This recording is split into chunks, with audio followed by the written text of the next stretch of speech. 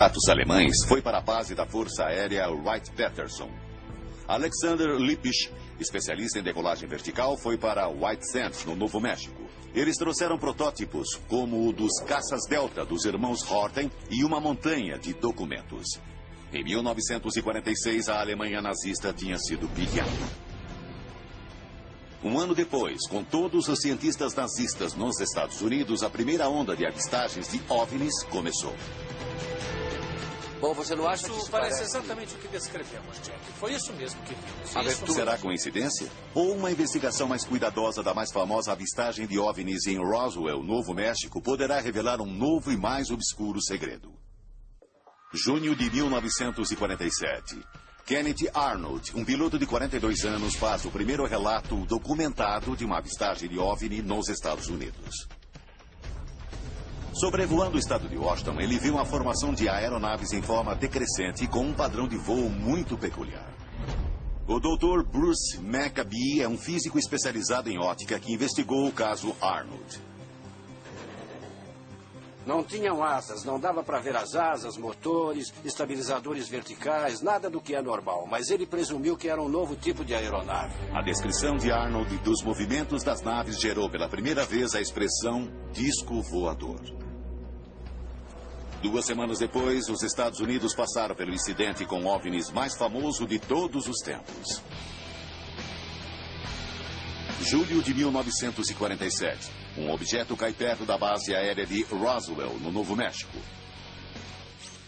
Depois de investigar o local da queda, a Força Aérea divulgou um comunicado à imprensa. A base aérea de Roswell enviou um comunicado à imprensa falando sobre um disco voador que havia caído no deserto. Poucas horas depois do primeiro comunicado à imprensa, a Força Aérea emitiu outro, dizendo que o objeto em questão era um balão meteorológico. Um erro inocente ou desinformação deliberada? Desde o começo, existia alguma coisa que eles não queriam que o público soubesse. Se eles não estavam escondendo uma nave extraterrestre em Roswell, o que era aquilo, afinal? Será que mais investigações darão alguma pista que leve à tecnologia nazista? Para mim, o elo mais consistente entre o evento de Roswell e os nazistas é exatamente o formato da aeronave. A aeronave era parecida com um caça Delta. E todos sabem que os nazistas estavam trabalhando em caças Delta. A queda de Roswell aconteceu a pouca distância de voo de White Sands, a base da Força Aérea para onde foram levados os caças Delta dos irmãos Horten. Roswell aconteceu 2 semanas depois de Kenneth Arnold ter registrado a primeira avistagem documentada de um OVNI. Seria isso que a Força Aérea tentava encobrir? O protótipo de um caça-delta feito pelos norte-americanos com base na tecnologia nazista? Depois de Roswell, as avistagens de OVNIs começaram a aumentar, chegando ao clímax na década de 50. Discos voadores são vistos em toda parte. Muitos desses discos fantásticos voam pelo ar. Você já viu algum? Havia dezenas de milhares de avistagens. E está bem documentado agora que existia algum tipo de guerra aérea sobre a América em 1952. O público se convenceu de que a invasão extraterrestre havia começado. Até o presidente Truman entrou em cena. Existem coisas assim acontecendo. Discos voadores, sabe? No fim dos anos 50, a cultura popular reforçou a mensagem. OVNI significava extraterrestre. Discos voadores vinham do espaço sideral. Em 1952, a Força Aérea Norte-Americana criou o projeto Blue Book. Com uma força-tarefa instalada na base aérea Wright-Patterson, o projeto Blue Book coletava e avaliava relatórios de avistagens. Uma análise desses testemunhos oculares mostra que Roswell não foi o único incidente com OVNI perto das bases ultra-secretas norte-americanas. Ocorreu um grande número de avistagens perto dos hotspots. Hotspots são as mais secretas e bem guardadas bases militares. Na maioria, as bases para onde os cientistas alemães foram levados na Operação Paperclip. A base aérea de Wright-Patterson era um desses hotspots. Os primeiros relatórios diziam que os destroços do acidente de Roswell haviam sido levados para lá. O quartel-general do projeto Blue Book também era lá. Em 1965, o objeto de Kecksburg foi visto dentro de um dos hangares. E era lá que ficavam os mais brilhantes cientistas nazistas. O Dr. Volksis é um engenheiro aeronáutico aposentado. Ele trabalhou com cientistas alemães do projeto Paperclip em Wright-Patterson no fim dos anos 50. Eu trabalhei com 7 deles. Havia provavelmente uns 40 em Wright-Patterson.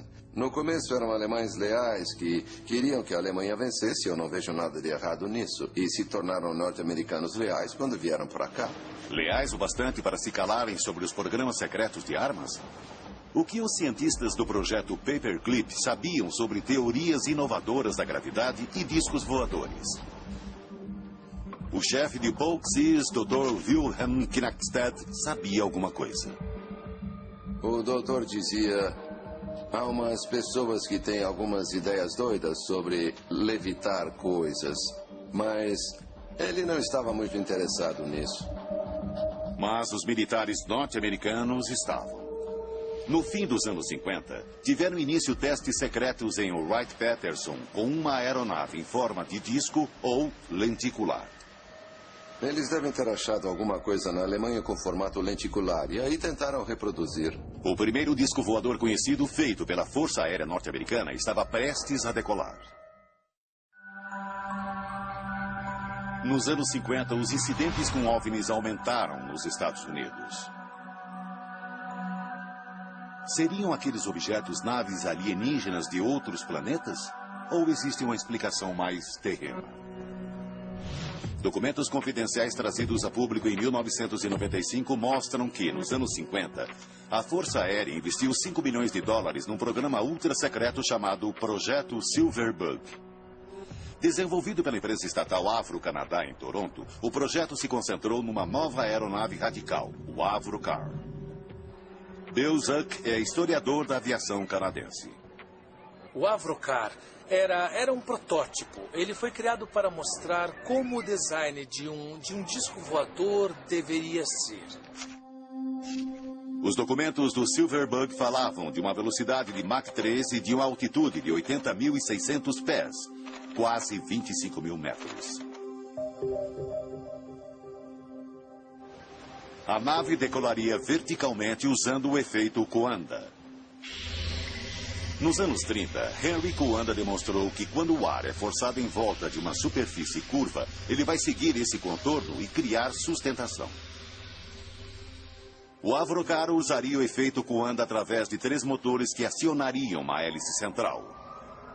Essa corrente descendente seguiria a superfície curva e lançaria a nave para cima. O gênio da engenharia britânica, John Frost, era a mente por trás do projeto. Frost admitia abertamente que havia se inspirado em pesquisas sobre a Alemanha da Segunda Guerra. Em 1953, ele se reuniu com um engenheiro alemão que afirmava que haviam sido feitos testes de discos voadores numa instalação nos arredores de Praga na Segunda Guerra Mundial. Essa confirmação de testes com discos não é o único elo entre o Avrocar e a Alemanha nazista. Um dos consultores do projeto era Alexander Lippisch, um engenheiro do projeto Paperclip. Durante a Segunda Guerra, ele havia trabalhado na decolagem vertical com outros cientistas nazistas. O que John Frost estava fazendo era basicamente garimpar as informações que Lippisch podia fornecer.